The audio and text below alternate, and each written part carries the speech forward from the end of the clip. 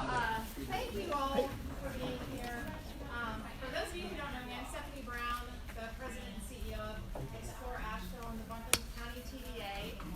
I can't tell you how grateful we are that you all are contributing your time and talent to this process. The combined experience, community contributions, and brain power of this group is really staggering, and we really appreciate that you're going to contribute that to this planning process to make it as good as it can be for the betterment of the community and the people who live in Buncombe County.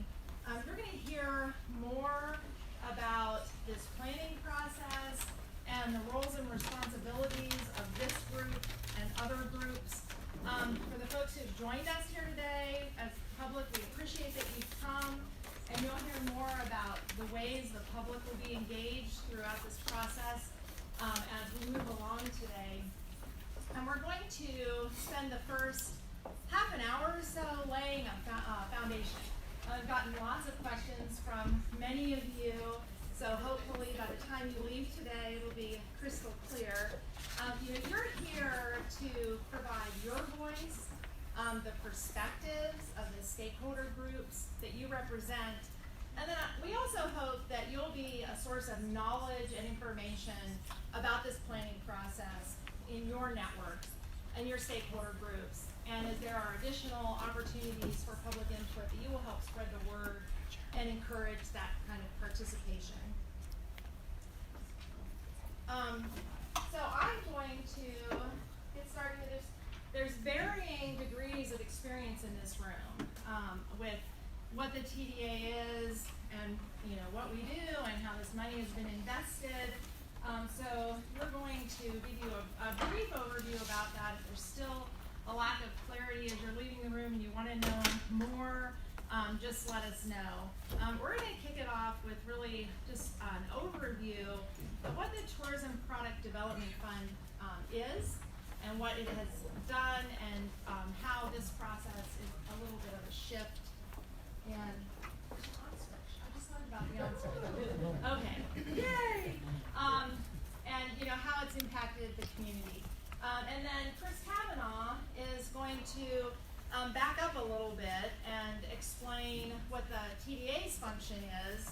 And then you'll hear from Andy about the planning process in a little more detail. But then we're putting you to work. And the bulk of this meeting will be a facilitated discussion to get your input about the priorities that will help to inform this process as we move along. So the occupancy tax is the source of funding that is dedicated to attracting overnight visitors to Buncombe County to be customers for our local businesses and contributors in taxes and revenue to the community. 75% of that tax revenue is by state law dedicated to tourism promotion. We're not going to talk today about those efforts that attract people, but 25% is dedicated to the Tourism Product Development Fund. You might have heard it called the TDA pretty frequently. It was established by state law in 2001 when the hospitality community and leadership sort of identified a need. There were competing communities who had sources of revenue to build things. Often hotel taxes are used to support like one big thing. Often it's a convention center. And this community didn't have the resources to build aquariums and convention centers and NASCAR Hall of Fames, and those things that you were seeing come to fruition around the Southeast. I think the structure of this has really been so much more beneficial to the community because the money is not invested in one thing that the community doesn't want to do anyway. Do you wake up on Saturday morning and say, wow, I wish I could go to the convention center today? No, these projects that have been funded through this source of money have been things that the residents enjoy. And we will continue that focus as we move forward with the tourism management plan. So in 2001, the occupancy tax was increased. and dedicated to the Tourism Product Development Fund. The legislation that created the money has really kind of two primary requirements. One is that it be used for capital, or in other words, to build things that last a while, and so that you get a lot of productivity out of that investment, rather than say, a lot of communities will use that money for festivals and events and things that are more temporary. The other requirement by state law is that it has to significantly increase overnight stays in the community. So by state law, we have to judge the projects that receive investment by their ability to attract overnight visitors. But you'll see from the things that have been supported that these have also been quality of life issues that help to make Asheville a place where businesses want to relocate, and their amenities that are enjoyed by the people who live here. So in total, since 2001, $44 million has been awarded to 39 community projects. About half of that money, and a large percentage of it in recent years, has been awarded to City of Asheville owned projects, and then last year, $6 million was awarded to a Buncombe County project. So I'm going to just show you a picture of these projects so you can kind of see the scope of how they influence the quality of life in Asheville. So one of the really early ones was the wayfinding system, which now has 331 signs throughout Buncombe County, and this is the one that just keeps costing money. It's an unbelievable amount of maintenance, right? You have signs. And the visitor center was another early project receiving $750,000. And so now 200,000 people a year are welcomed by the visitor center that's operated by the Chamber of Commerce. The Grove Arcade received funding for maintenance on its roof, the bonsai garden at the Arboretum, and then recently they received additional funds to expand the lighting and the parking lot so that they can have more evening programs, extend evening hours, accommodate tour groups and school groups through better parking. The Orange Peel, Karen, I saw you in here somewhere. So the Orange Peel was a really interesting project because they needed some help in securing a loan so that they can increase the capacity of the venue from 900 to 1,000. I told this story like a million times, so if I'm wrong, you should tell me. So that they could have the kinds of groups that they wanted to attract to the venue. And so when that loan was repaid, that money, the loan guarantee went back into the pot and funded other projects, in addition to a $50,000 grant. In 2015, the legislation was changed to prohibit for-profit grants, focusing on nonprofits and municipal partnerships. But we've had some great projects in the for-profit sector, including Habitat Zip Lines. Highland Brewing has been a really great case study because the event center there has helped to make them more sustainable as a business. It's helped to attract visitors to our community, but it's also been a venue that has raised a lot of money for charity. I don't know about you, I feel like I go to 4 or so things a year that are fundraising for local nonprofits. And then the last for-profit was Smoky Mountain Adventure Center.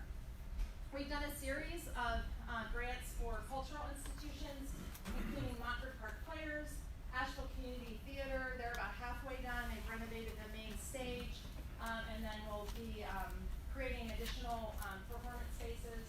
The Worland Center is nearing completion with additional performance space. The Asheville Art Museum, we're so excited to see this project come to fruition. If you notice in the corner, the grant was first made in 2007, and I'm hearing that it's absolutely spectacular. The Asheville Museum of Science, when the renovations and the expansion of the art museum were contemplated, this was the Culver Museum that was in the basement of that building. And it's kind of hard to imagine that we had been a city where kids did not have a science museum. And in part through this investment, now we have a great science museum on street level. Black Mountain College Museum and Art Center, the farmers market was able to put in glass doors and get an upgrade in paint that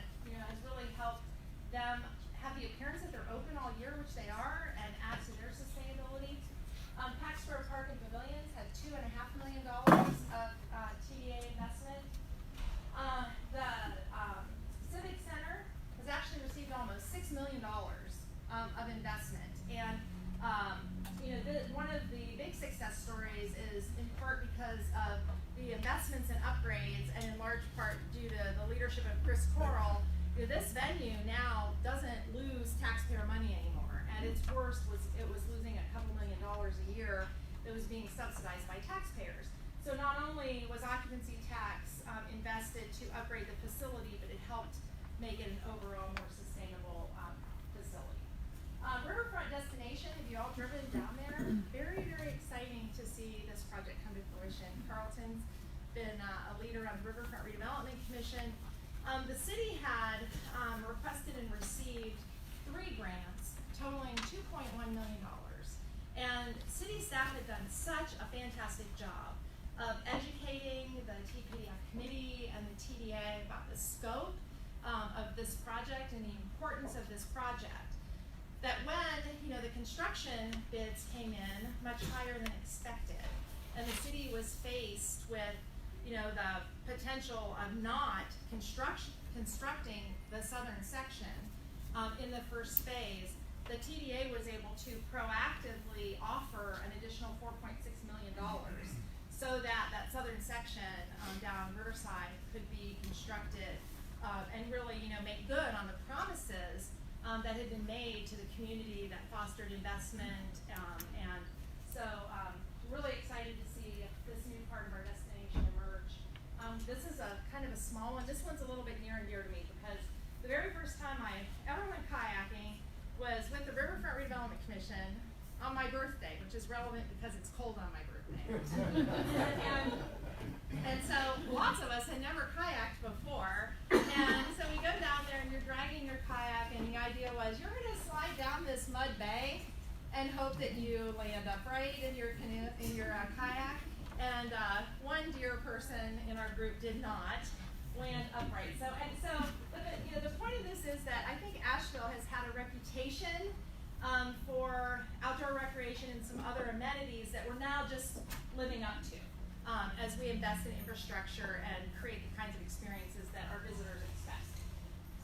The Woodfin Greenway and Blueway was our first major works partnership with the municipality that came in outside of the normal application process. This is a major economic development initiative for this community. It's funded with a bond that was passed overwhelmingly, and we're so proud to be a partner in seeing this become a reality. So this will be a greenway that will connect to the city's greenway system, and also a whitewater wave feature that'll be in the French Broad. The 4 soccer fields have really actually been hugely beneficial. 7,000 local people play soccer on these fields, but they also host tournaments that generate about 8,000 room nights a year. We've done a series of sporting enhancements, including the lights at UNC Asheville, the enhancement of track and field at Montreat College. Have any of you been to the new softball facility in Enga? It's really, really great for local kids to have an opportunity to play in such a great facility. And then Buncombe County applied for funds and received $6 million to enhance the adjacent sports park. So there will be lighting on both of these facilities, and as well as turf fields, a heritage trail. This is really going to be a great facility. The Nature Center has really been transformed through a new entrance, the Collider, and then most recently we did a series of cultural grants, including the Innovation Hub at the Center for Craft, and now they'll have co-working space, meeting and conference space, and an expanded gallery. And then the YMI has received $800,000 to upgrade its facility so that it can be a desirable place for meetings, and that will help with the sustainability of that organization and the future preservation of that building. Right across the street in the block will be a global arts center that will be run by LEAF, one of our favorite festivals. And then the Stevens Lee Museum. This is very dear to us. The history of this site is really important. And so they will be preserving and sharing that history through a new museum. We also received an application for an African American heritage trail. And rather than just convey money to that, we've joined as a partner so that it can become part of our wayfinding system, and then it will be, maintained and preserved in perpetuity. And then our team will work with these community stakeholders to create website content that will complement the physical trail. So that's the history. That's where we are so far with $44 million of investment. So where are we going, and how did we get to where we are going? And this is where you all come in. There's a recognition that maintaining the quality of life for the people who live here is maintaining the quality of our destination for visitors. Those two things in Asheville are completely intertwined. Asheville is not Gatlinburg or Myrtle Beach or Orlando. Asheville is a real place, and the success of this place for tourism is because it's a successful place to live. We recognize that there are impacts of tourism on the infrastructure of our community, and we want to work with the community to solve the issues that both are created by tourism and impact tourism. So we're understanding that it's critical to preserve, protect, and grow sustainably for the mutual benefit of residents and visitors alike. So we've been basically in an application-based process where applicants have conceived of a project, they've developed an application, it goes through a very rigorous review process because this is public money, and then it's awarded or not awarded, and then the money is consumed. That's how it's been working. We'll have a certain amount of money in an application cycle. It gets awarded for whatever comes in that year. It has not been possible to really kind of conceive of longer term projects that cost more money and need to be funded over a period of time. There are many projects that will emerge through this, but just by way of example, Thomas Wolfe Auditorium. That is a multiple tens of millions of dollars. It has a complicated fundraising process. It has a complicated investment structure and planning process. It doesn't conform easily to show up in June with your application, receive a few $1 million in October, rewind, start again next year. And so the fund now is about $6.5 million a year. And so we think the timing is right to really look more strategically over a longer period of time, to work with the community, to prioritize the opportunities and the needs in alignment with the legislative mandate of the source of funding, to manage tourism and to sustain and enhance the quality of place.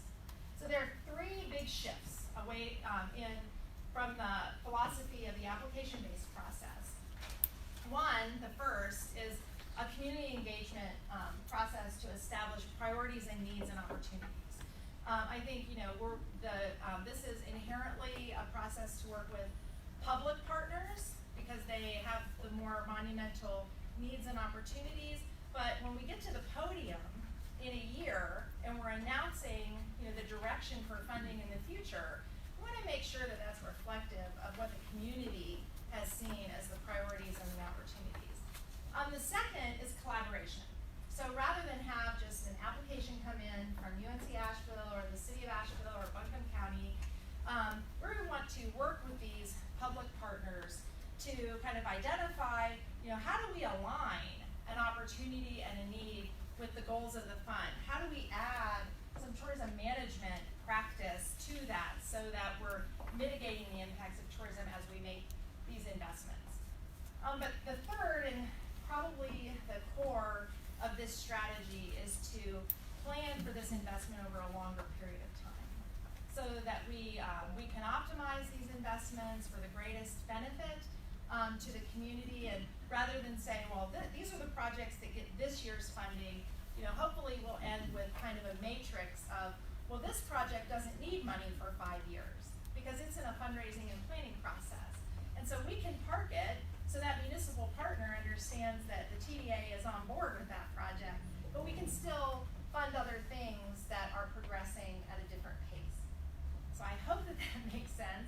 I'm going to pitch it over to these guys to make it actually clear. But I'm happy to answer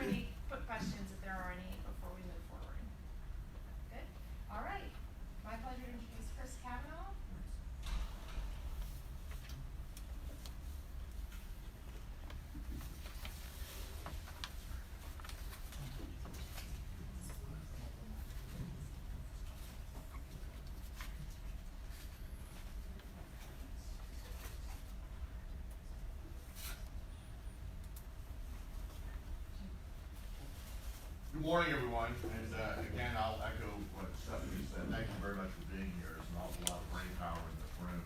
I'm Chris Cavanaugh. The name of my firm is Magellan Strategy Group. I am the local sub-consultant. You'll be hearing from representatives of the primary consultant project team, PGAB, here very shortly. I'm the local sub-consultant. I've actually been a resident of Asheville for about 24 years. And have worked on a variety of projects both here and elsewhere. I arrived in Asheville some 24 years ago, attracted by a lot of the same things that brought many of you who are not native to this area and still bringing residents and visitors to the area today. I'm also a tourism nerd and a policy and data nerd. That's what I thrive on. And I'm going to try to restrain myself today in terms of getting too far into the weeds on policy. But for those of you who begin to nod off, I'll point you out. I've worked as a consultant in the industry for about 15 years now, and have worked in a lot of communities, both very large and urban communities, and some very much smaller and rural communities. I also travel a great deal for pleasure, and I've seen both in personal and business capacity the good sides of tourism and the not so good.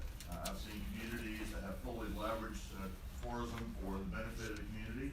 I've seen those that have not, and I've learned a lot. But the one thing that I have learned more so than anything is that all tourism, like politics, is local. What works in one community doesn't necessarily work in another community, vice versa.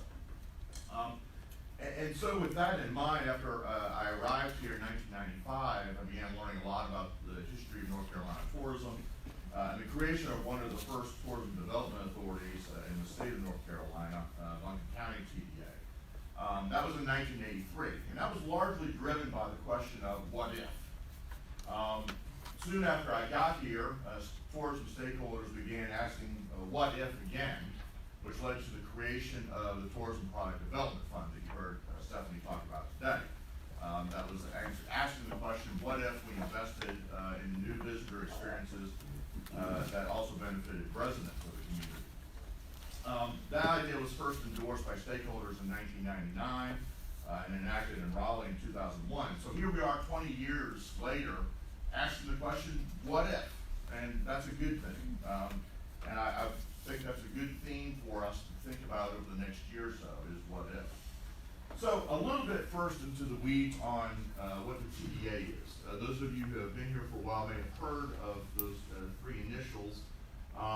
Those of you who are close to tourism know what the TDA does. It was created in 1983, as I mentioned, by an act of the legislature. Every TDA in the state of North Carolina is created by the legislature. It is an 11-member board here in Buncombe County with 9 voting members and 2 ex officio members who happen to be Councilperson Julie Mayfield and County Commissioner Joe Belcher.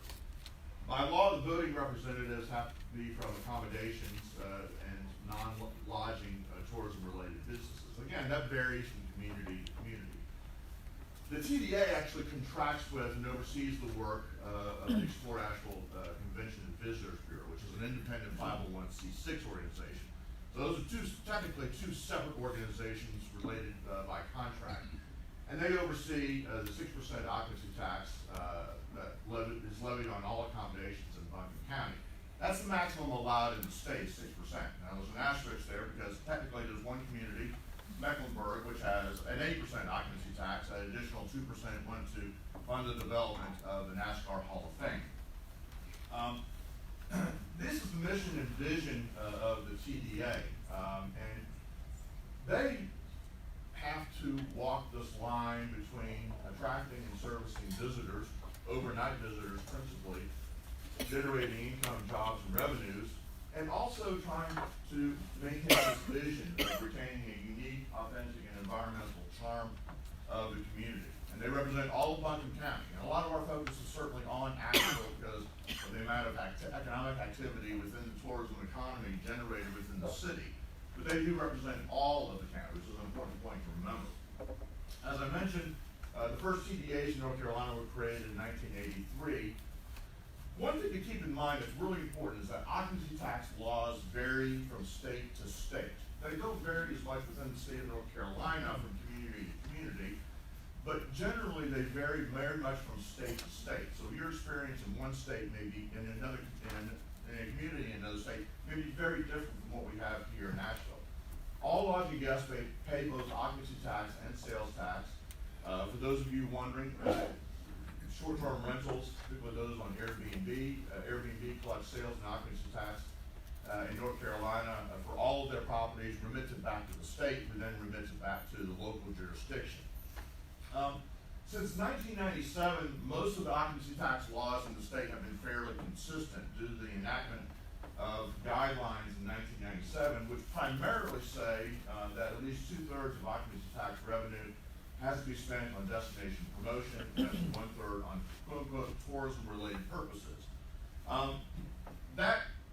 Those three words there, tourism-related purposes, are really interesting and lead to a lot of decisions about how to spend occupancy taxes across many of our communities. One thing I talk about whenever I go to another community is the fiduciary responsibility of a TDA board. It is a state-created public authority. And even though these are generally out-of-town taxpayers paying these occupancy taxes and sales tax, they're still tax dollars.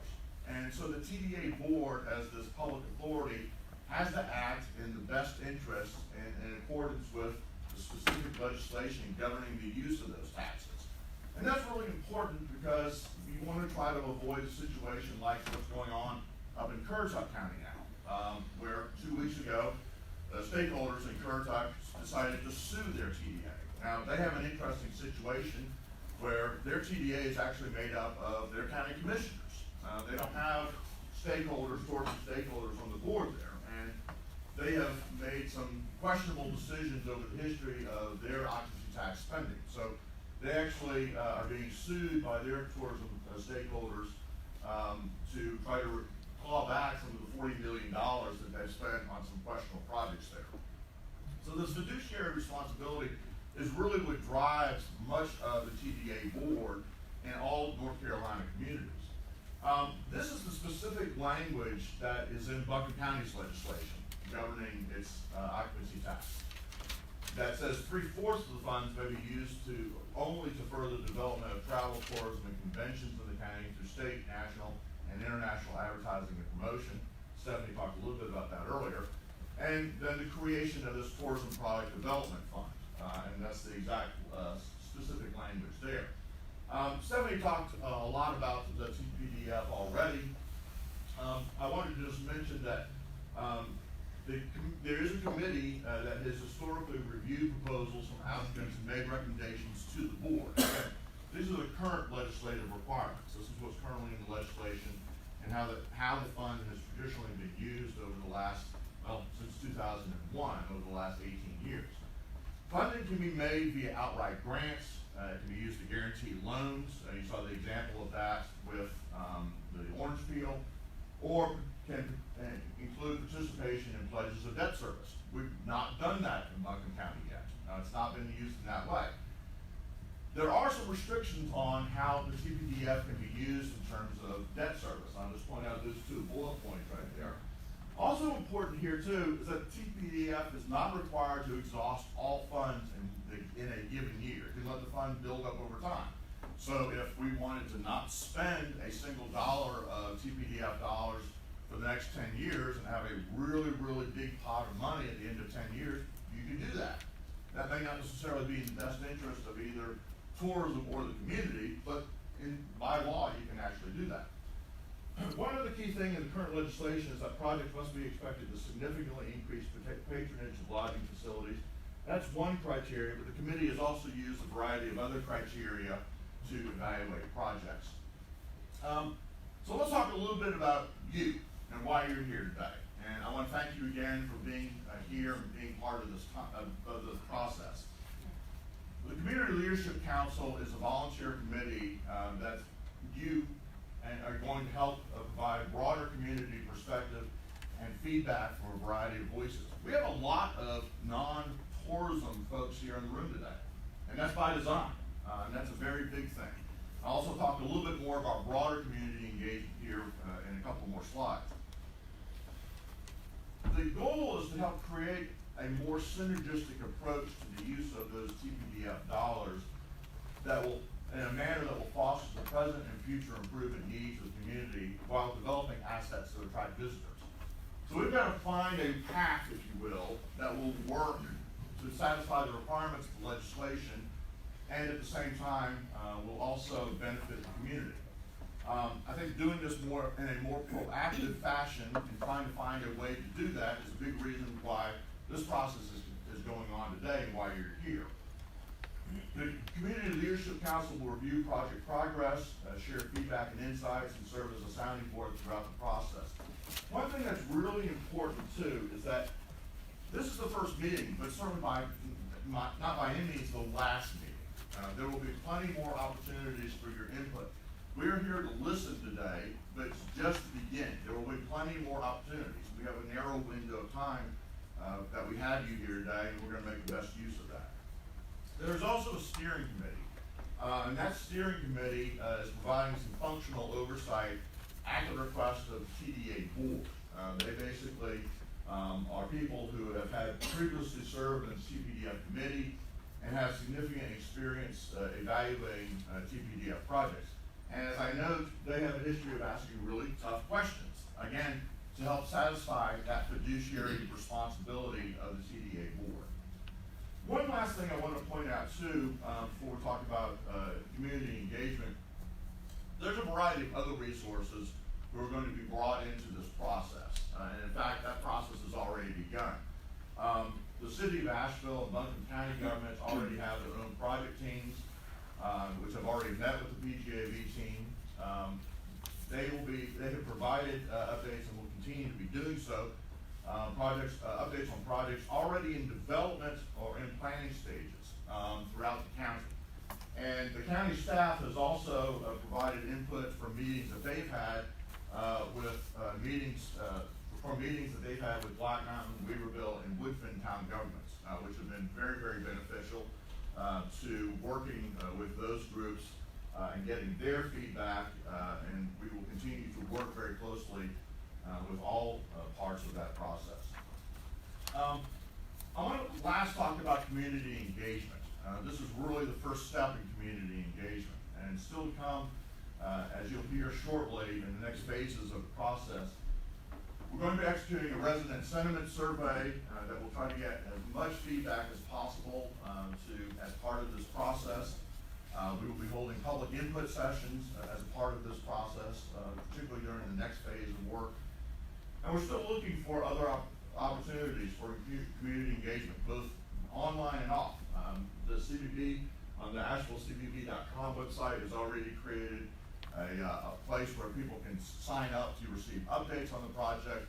There are places already on that website where you can share feedback about the process. And we're going to try to make those tools even more robust going forward so that as many people as possible have the opportunity to share feedback, share their feedback and ideas as a part of this. This is a long process. This is intended to be a year-long process.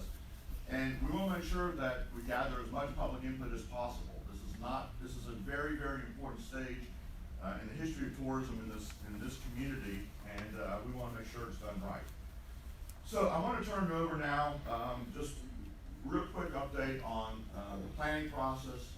PGAV, our friends from St. Louis, Missouri, will outline the planning process for us this morning. I want to introduce Andy Streckoff, who's with PGAV. All right, thank you, Chris. Good morning, everyone. Can y'all hear me okay? My name is Andy Streckoff. I'm the Vice President of PGAV. A little bit about our firm. We're based in St. Louis, Missouri. We've been in business more than 50 years. Representing PGAV today myself, also Jim Ryan and Catherine Gilbert from PGAV Planners, and also from PGAV Destinations, John Cousins, Vice President and leader of that part of the firm. I'm going to go through a little bit about the planning process, just to kind of describe that, to give you an overview of it. It's 4 phases, an iterative process. Each phase building on the one that came before it. Right now we're in phase 1, this is the assessment phase. We've done some review of existing plans and best practices from other communities. As Chris mentioned, we've met with city staff and county staff. We're starting to get downloads from them on plans that are in process or maybe coming in the near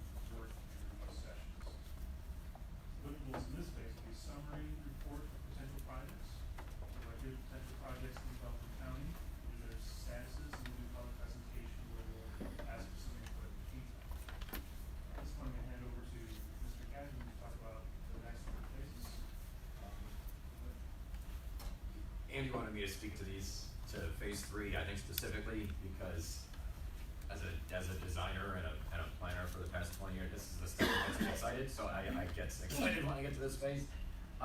Collaboration really gets to the fact that, paint a simple picture for you, think about phase 1, assessments. We've done the research and the strategies. Phase 2 is discovery, so we have this big pile of projects, right, from all the different sources, city, county, public, community. Collaboration in phase 3 really means, when you think about the old adage of the sum is greater than its parts, think about the chance to roll up our sleeves and to think about each project and how they relate to each other. You have this project that needs a little dialing up for the community. You have another one that is great for the community and needs to somehow need some help to fit to the criteria of the fund for the grant.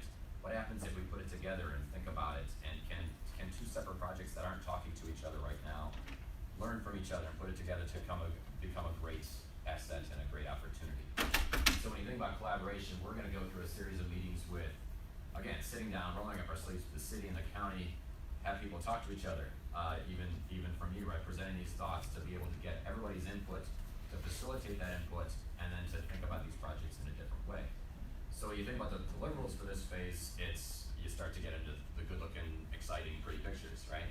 So if you switch the slide, you see that the deliverables really get into comprehensive site plans. They get into image boards and sketches about the what-ifs, right? We talked about two terms that came up a lot, both from Stephanie and Chris. We talked about proactive. Now we're thinking ahead of the what-if, if you take some of these projects and think about them differently, and you start to plan ahead.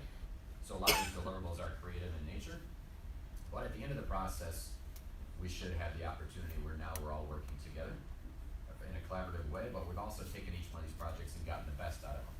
Not only for the existing projects that are on the table, but we also expect and anticipate that together we're going to create new projects that may not be on the list.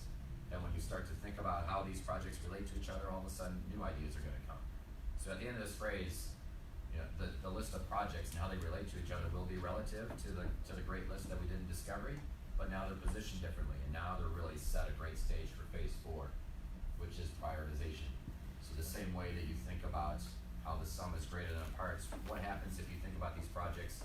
If you do one ahead of the other, can you get a greater impact to the community if you kind of switch the priorities around, switch the order in which they are developed? Is there a way that funding strategies can start to impact the success of the project? So this last phase, in phase 4, really talks about that. We look at priorities of projects, but we also look at the relationship to each other. So these two phases work together from a really creative standpoint. A lot of collaboration, a lot of creativity comes from there. So the final deliverables not only are the good-looking stuff from phase 3, but now they're looked at strategically. So you look at the deliverables being a prioritization plan, implementation matrix, right? It sounds like a really boring matrix, but it really should take all the creative stuff and look at it in a really strategic way, both from funding, from timing, right, and construction, so that you get that proactive view of the 10-year plan rather than year by year. I want to add just one other thing too. We've spent a lot of time talking about investment through things like towards the product development fund, but there's also the management side of this process, and that's another key component of this. So it's not limited necessarily to just investment and where those dollars are going to be prioritized and applied. But there's also the management side of this as well, and how can the visitor experience and the community experience be managed in a way that's positive for both communities. And to Chris's point, we're here to listen to you this morning and hear you all what you think about investment strategies and management strategies. And also we want to hear from you about what success looks like for this project and for the community. So you see on the tables in front of you little note cards. Anytime this morning you think about what success looks like for this project, for the community, write it down, hand it to Jenny. Same goes for people in the back as well. Very much appreciated. Next step, our agenda, is to get into a little poll system. So Catherine will get started on that. Well, I'm Catherine Gilbert. I'm from St. Louis. I am an urban planner, so I'm going to get you all thinking and discussing all kinds of things you'd like to see in your community. So there is a piece of paper in your folder that has a URL on it. You can take that out, and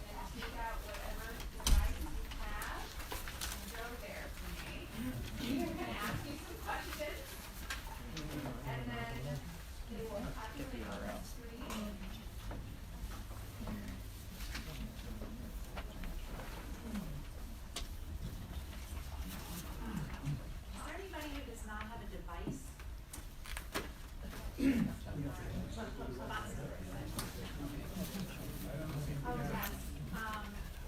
Wi-Fi. Had it. Having a Wi-Fi. It's open. No, Explore Asheville's Wi-Fi, there's no password required. The URL? There's no URLs back here, just the members of the day will have the URL.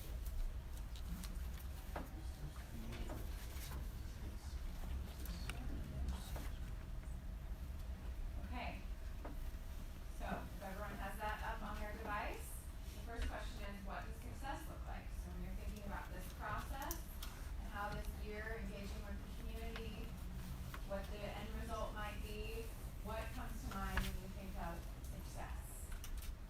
Hopefully that question is on your device.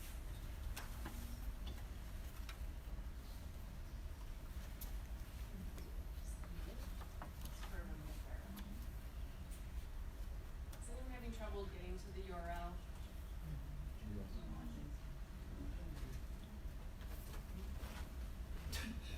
It's also fun, this is the test to see where the faster typers Yeah. and handheld devices.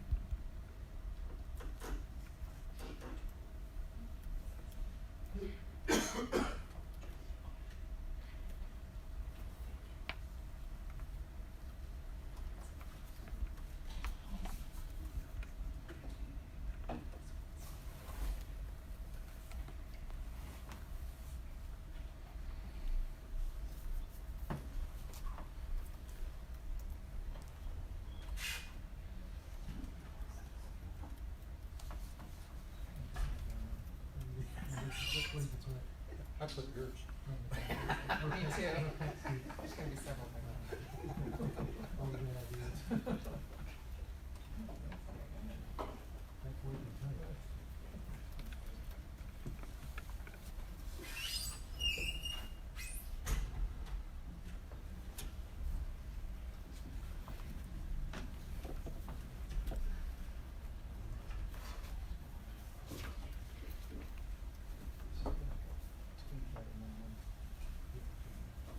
So while you guys are filling out that question, I just want to reiterate, if anyone needs index cards to create, comments that are anonymous to be turned into me, I'm gonna pass these out if anyone needs more, including our folks in the back.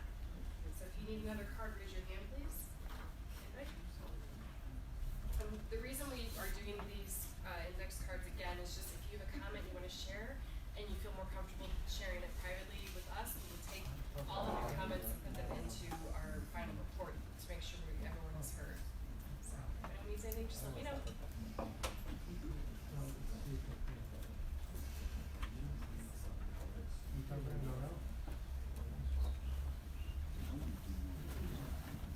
Are you guys doing it too?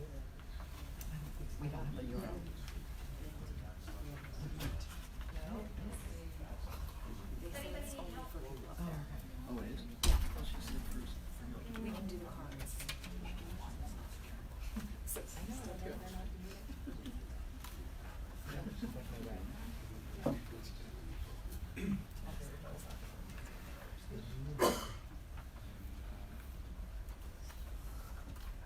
Yeah, maybe just because you're having.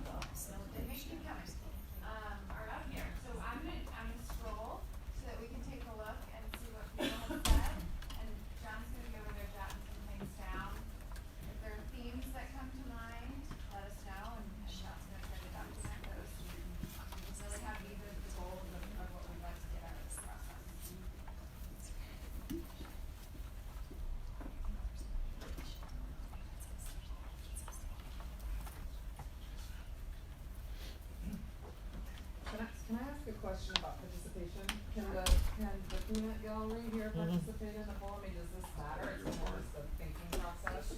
You mean my employers? The reason that we provided the index card separately is because we're trying to have the report show the thinking of this group for the poll. There will be additional public input sessions. We invite everybody to put their thoughts on a card, but we just want to be able to say this is what the CLC's input is. So that's the reason for the distinction in the process. And to that point, for the folks in the back, if there are comments relative to some of these questions you'd like to jot down on the index card, there's a paper you will be referring to those pieces of paper and kind of write the either topic or the question at the top so we can kind of make sure we understand. We might be doing this throughout the day, that way we can mention the responses. If you do have to have multiple index cards at the end of the day, we can start to refer back to which questions we refer to.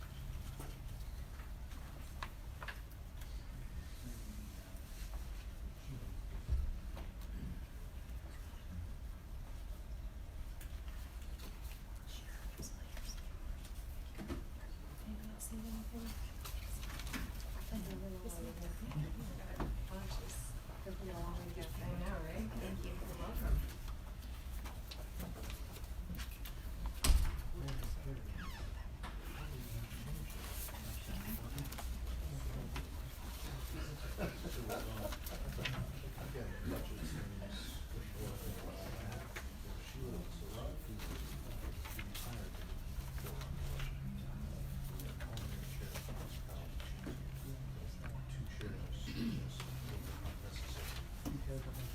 Yes, we found that, so just one chair, maybe the associate chair, so. So you're seeing themes in all of these responses? The county ordinance, the chair. Yes, yeah. Sustainability,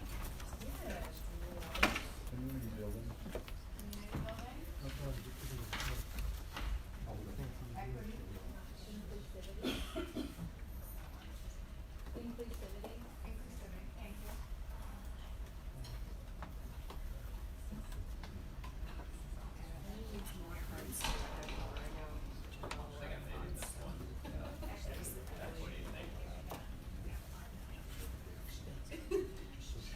Apologize at the beginning of the day, but that's about. Okay.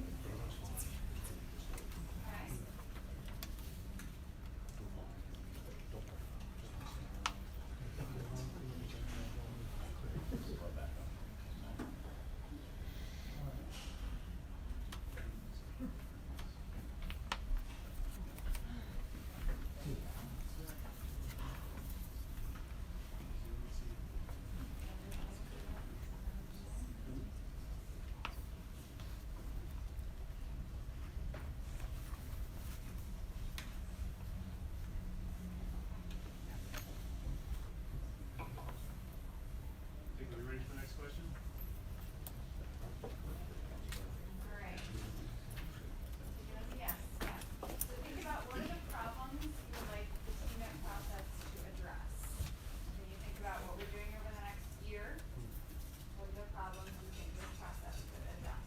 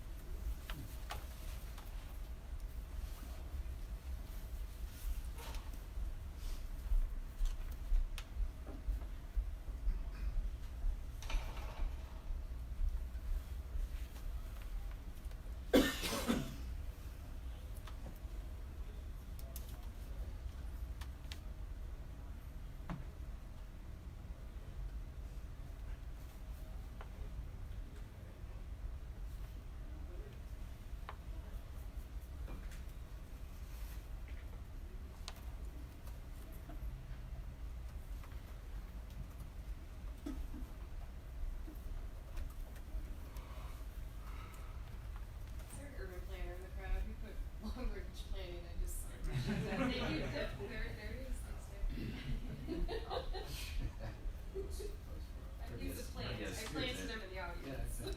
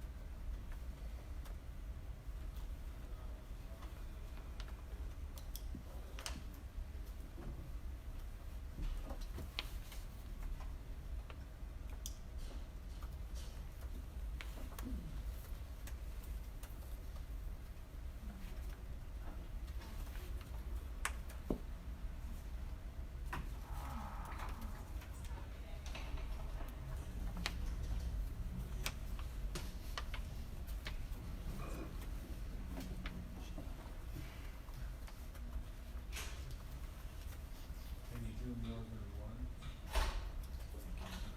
It only allows you one response. Well, lots go out. Takes you right longer. Makes you think.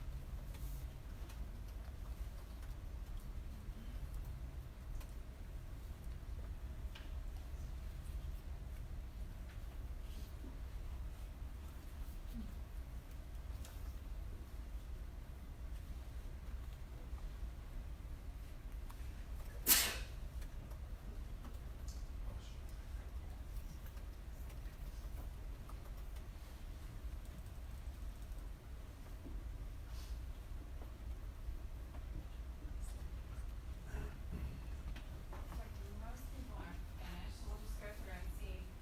This one's gonna be fun to go through too, as you guys are reading through, right? When you think about it, that there was a lot of commonalities when we talk about success, and a lot of commonalities when you talk about, the potential problems. About opportunities, this one's, as we go through, there's differing opinions, which is why we're doing it now, right? It's why we're doing this process. Alright, so we have jobs. Sure, we have entrepreneurs, opportunities to be innovative and creative. Drawing a much larger audience, we'll mention that. Population traditionally would not come here. Full wall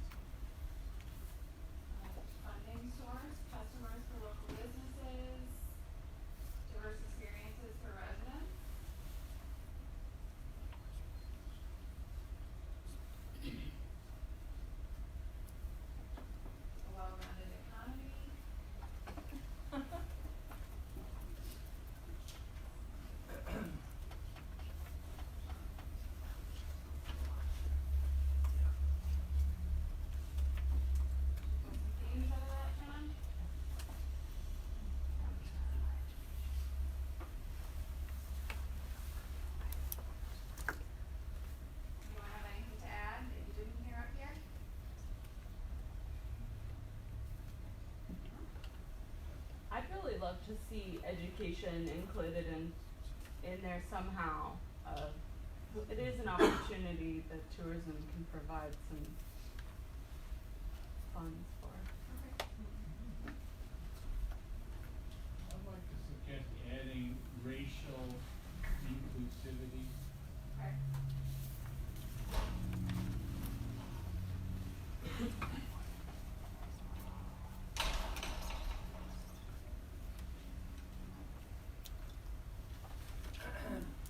Tourism needs such a labor intensive industry. Not all the jobs are, pay all your bills off of, or side to jobs. Jobs at the pocket here, some people have to agree. That's next question.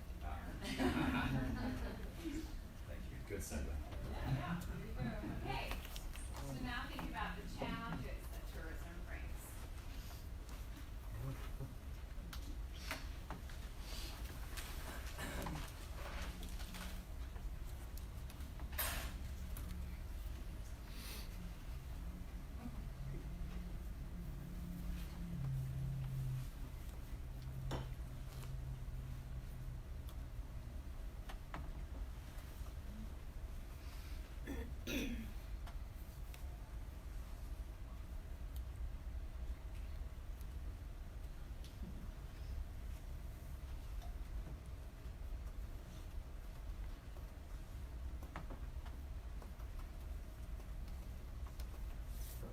Does anyone want to turn in cards or need more? Thank you, ma'am. Appreciate that. Thank you very much. Appreciate it. Yeah, sure, absolutely. Here's a couple more for you. Sure. Thank you, ma'am. Okay. Sorry to walk.